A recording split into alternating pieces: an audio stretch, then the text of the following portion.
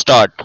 The fundamental question is whether on and after 24/4 1973, when the basic structure doctrine was propounded, it is permissible for Parliament under Article 31B to immunize legislations from fundamental rights by inserting them into the ninth schedule, and if so, what is its effect on the power of judicial review of the court? Para. First, we may consider in brief the factual background of framing of the Constitution and notice the development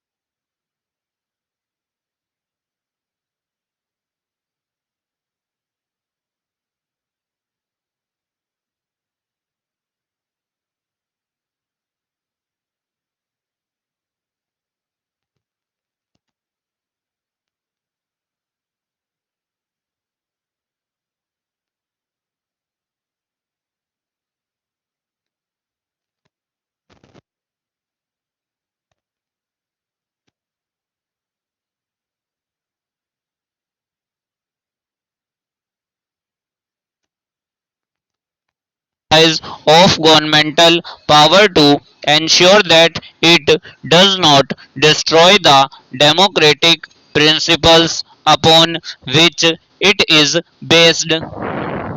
These democratic principles include the protection of fundamental rights.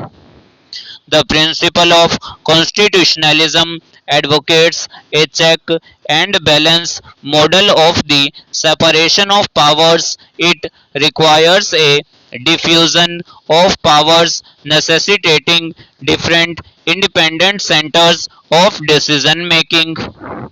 The principle of constitutionalism underpins the principle of legality, which requires the courts to interpret legislation on the assumption that Parliament would not wish to legislate contrary to fundamental rights.